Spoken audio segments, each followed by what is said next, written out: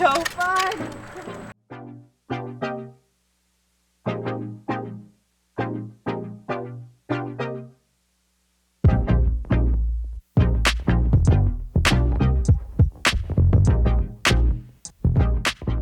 Indiana Jones in his back.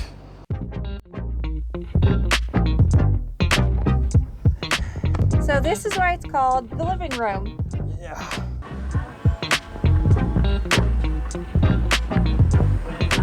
Hey, remember when I said less talky, more let's do this. More truck, more problems. A little sexy saxophone action. We are going to be finishing off our trip by going to Homestead Crater. It's actually a natural crater that has a mineral hot spring inside of it.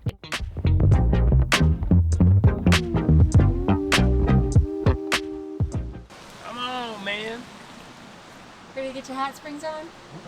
Heck yeah, it's cold out here. Gotta get some hot water. Hot mineral waters. You're over here leaf chasing, leaf peeping. Because you're so And beautiful. I'm freezing.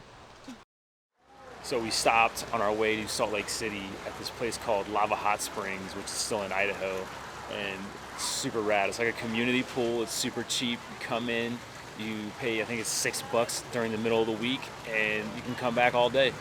And I don't know if you can see the different pools behind me, but they're all different temperatures. I think most of them are like around 105 degrees, but this one, the big one right here, gets up to 110.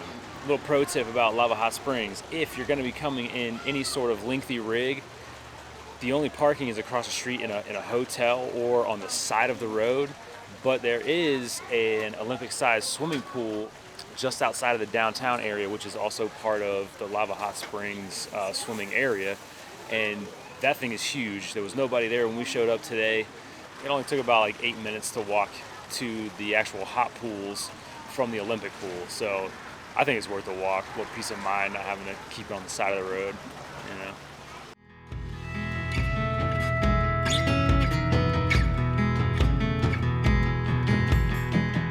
It feels really good, but the shock from going from having cold feet to being in 106-degree water is like, it kind of burns a little bit.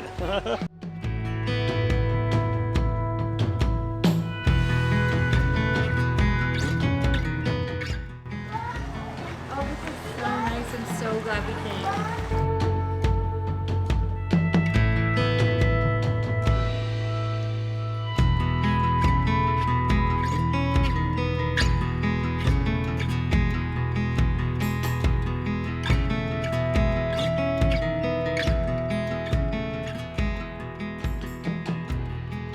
We made it to Salt Lake City. It wasn't too bad of a drive, and it was extra relaxing because of the Lava Hot Springs. If you are passing through from Idaho to Utah, you should definitely put that on your list. It was such a nice experience. Dude, I was saying that I felt like I just got a massage after we left there. It was so freaking nice. It really was just such a treat. And even it if was you could only go a couple bucks. Yeah, I It was know. so cheap. It was. And even if you can only go for an hour or two, it's still worth a soak. It's just such a treat. But we are hungry now because it's late when we got into Salt Lake City. We rolled in at like 8. And literally. we decided to shower since we didn't get to shower after the springs. And now we are going to Red Iguana, which was one of the most highly recommended restaurants we got from all of the blogs, from talking to people. It's Mexican, and they're supposed to have excellent moles. I'm gonna say, this is the place with the mole platter, right? Yes, you can get like a sampler of moles. We're really hungry. We're really excited. So let's stop talking about it and go. Can't forget this bad boy though, because it's thundering outside and it's supposed to rain all week we're here. So, yeah.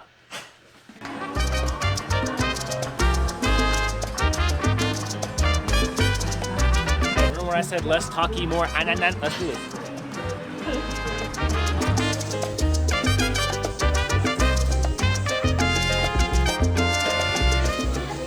Good. I haven't had a margarita in a long time. It's actually really good.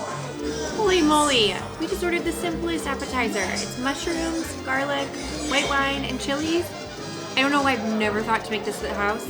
It is so good. Like, I want to drink all of the broth.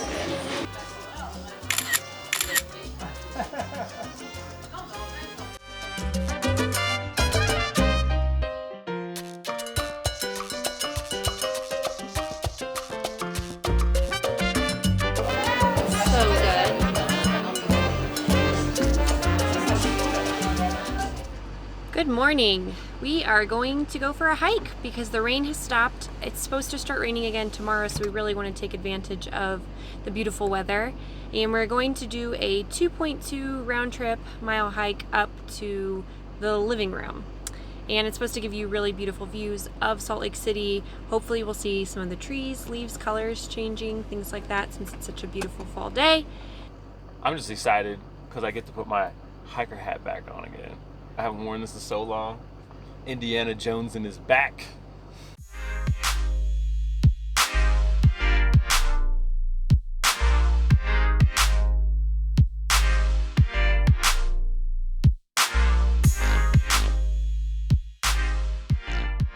We just made it to the trailhead.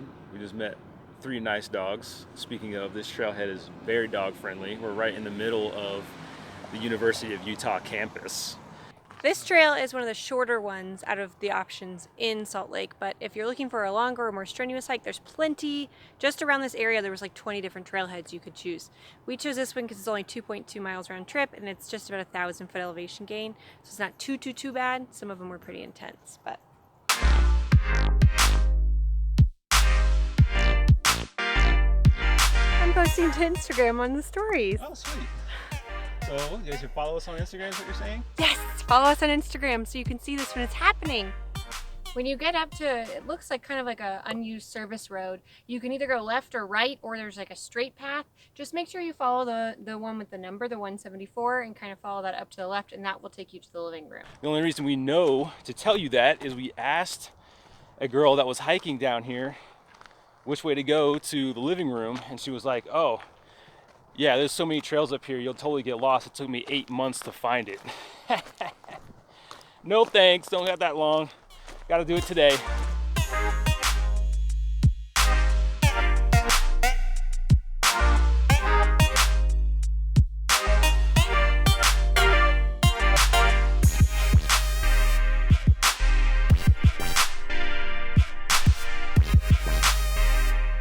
Feels so good to hike again. It's been a while. With all the repairs we've been doing, we haven't really been in a lot of nature or opportunities to hike. I'm loving it. With this weather. You know how you can tell when you've been spending too many nights in breweries and not doing enough hikes? When you start sounding like me. But in all fairness, this little stretch of this trail is pretty freaking steep.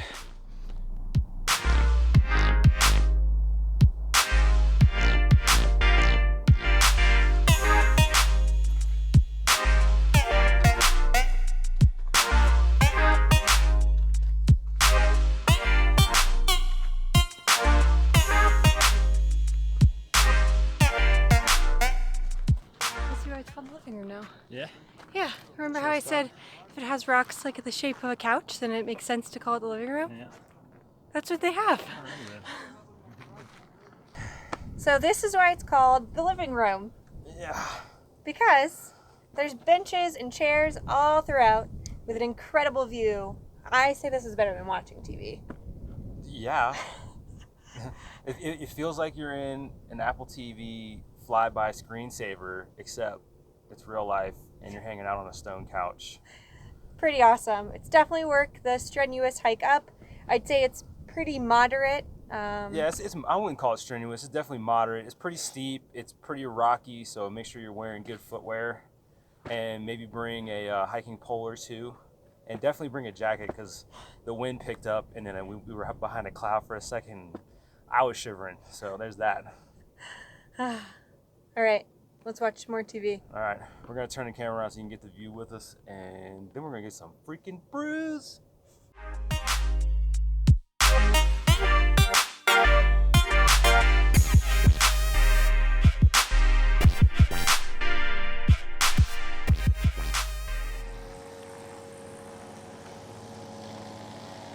We're gonna park somewhere else.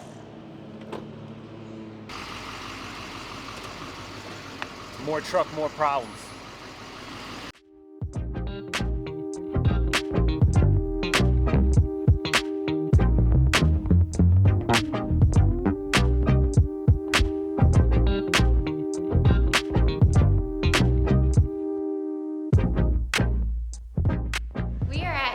Homestead Brewing, and we wanted to come here because, well, we've had their beers before and their beers are delicious, but also because we have the Great American Ale Trail book that we bought from our friend Christian at Wolves and People when we were back in Oregon in the Willamette Valley. And this was one of the recommended breweries to go to. So we're gonna go to one other brewery while we're here, but this one was awesome. All of the beers they had were excellent. We got to meet the manager and we had great conversations. Their food was really good too. It's definitely worth checking out if you're coming to Salt Lake City. And you might have had Unita Brewery before because they're a rather big brewery. They're in 48 states. So if you see them, definitely grab a pack of beer because their stuff is awesome. But a cool fact is that they are 100% powered by the wind, which we love. We love anything that's environmentally friendly like that. Pretty impressive. All right, let's check out the swag, Liz. You're not buying anything. What? No. What the heck? You're not buying anything. Not even hats? Look at these hats. No. This man has a zillion hats. There's like a limit, a cap on the amount of hats he can have, and he has brewered out the amount of hats he's allowed to have for the year. Next year you can replenish.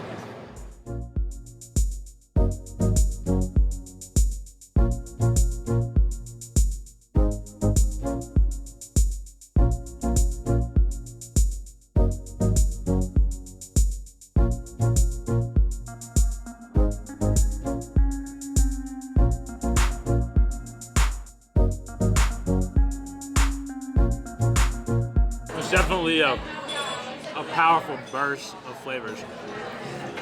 That's really good though. So that was probably one of the most delicious sushi meals I've probably ever had. The Puff the Magic Dragon roll was off the hook. The Sunshine roll is not to be missed. The miso soup, delicious. I even enjoyed the seaweed salad, and I hate seaweed salads everywhere. I hate them, but I enjoy the seaweed salad here. So if you're in Salt Lake City, recommended.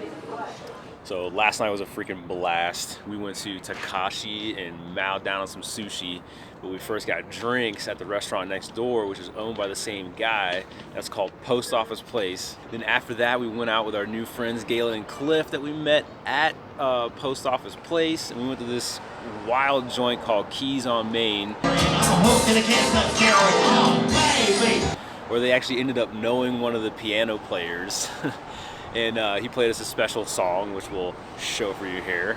A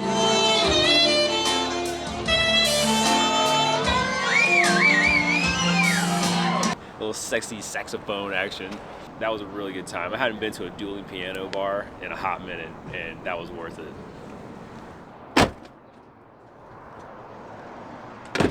Going to the farmer's market. Nice. What's it called? Salt Lake City Farmer's Market.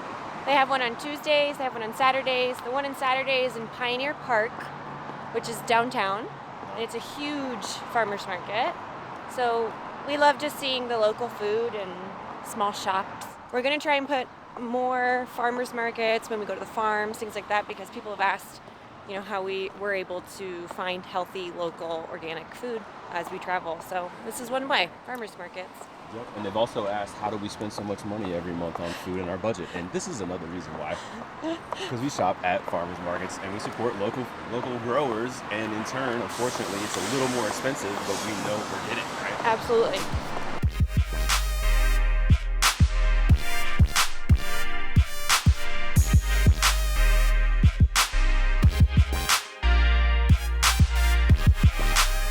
This place is enormous. We go to a lot of farmers markets, and this one is huge. And we got here before they were closing, so I don't know that we're even going to get through the whole thing to get what we need. Yeah. But if you give yourself enough time and you're here on a Saturday, this is well worth it. There's tons of vendors, food trucks, so many fruits and vegetables, fresh meats, fresh eggs, homemade mozzarella. I mean, it's pretty awesome. To get around Salt Lake City, you have several options. Of course, you can drive or you can Uber and Lyft, but they also have a tram that's rather affordable, and you can go straight to the website and tell them where you want to go. It tells you the best route and the cost it would be, as well as the times it's departing and picking up. So that's another option, but the best way we think to get around is using these electric scooters. So they're all over town. It's only $1 to start, and it's 15 cents per minute that you actually ride them. So you pretty much just download an app, you scan the QR code that is on the scooter, and then you pretty much get to ride it wherever you want or need. Drop it off wherever you're done riding for the day, rather than having to ride a bike. Like most places have the bike shares where you can rent them and ride them around and drop them back off. You can literally leave this anywhere you want, and you don't have to sweat or really work. It's pretty awesome.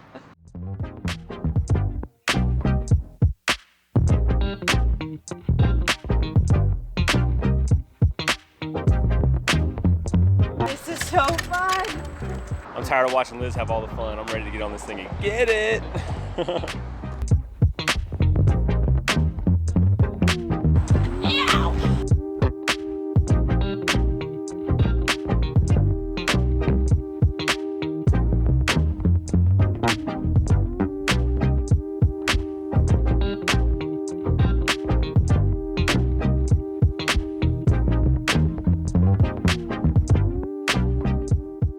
We walked around Temple Square because, I mean, come on, you kind of have to when you're in Salt Lake City. And the church is beautiful.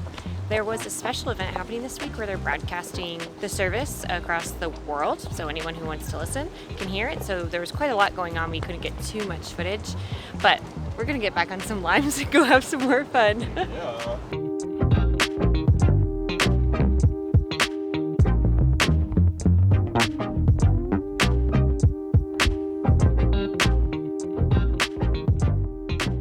We had to hit up Squatters, even though we turned up and drank a little too much last night at Keys.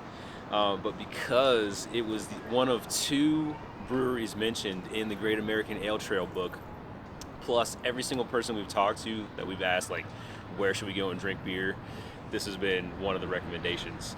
So, when in Rome.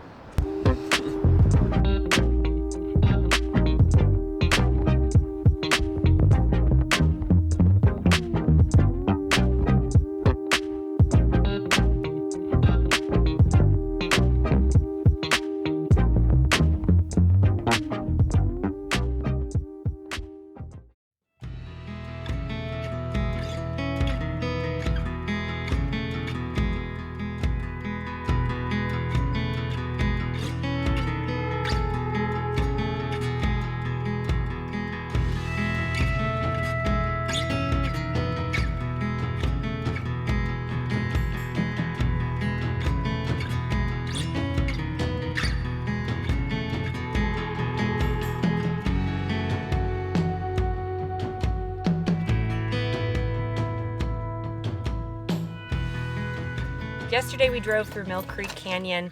It's $3 to get in, and you can drive all the way up about 30 minutes to the end of the canyon. There's lots of hikes and picnic places to stop at. It was breathtaking. What a special treat to see the leaves changing. Last year, the leaves were not as vibrant as this year for us, so it almost is like a very first experience ever seeing fall and these gorgeous leaves. Mill Creek is pretty close to Salt Lake, but if there's also Ogden and Cottonwood and Lambs Canyon, if you want to venture out a little further into the wilderness from Salt Lake. We are going to be finishing off our trip by going to Homestead Crater. It's actually a natural crater that has a mineral hot spring inside of it. And you can do like yoga, you can actually go scuba diving in the warm water. We decided to soak, you get 40 minutes of soaking time in this mineral hot spring. And you do have to make reservations. So we called this morning on a Sunday and we're able to get reservations for the same day. I'm sure if it's peak season, you might want to call ahead to make sure you have advanced reservations.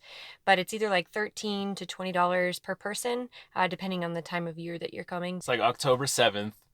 Freaking the high is 40 something, and literally every single mountain peak that's around us in around this valley that we're in has got snow, like fresh snow. Like some of these are forecasting 4 inches of snow. Yeah, just to see the first winter storm of the season blow in and dump snow down is really rad. And people get just as excited about the first snow as they do like summertime temperatures coming. It's pretty cool.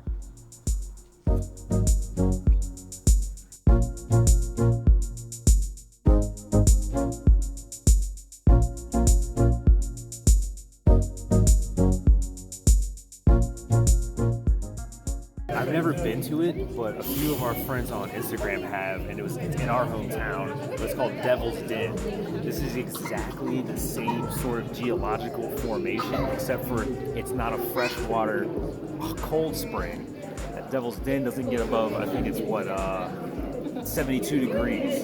This one is freshwater and it's 2 degrees? 96. 96 degrees. So it's like floating in a hot bath. It's so nice.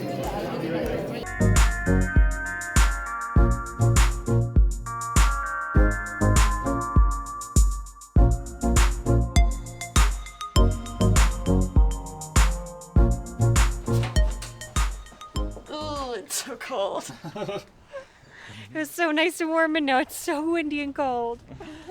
So this was a very fun experience, but I'm not sure it's the most calming activity we've ever done.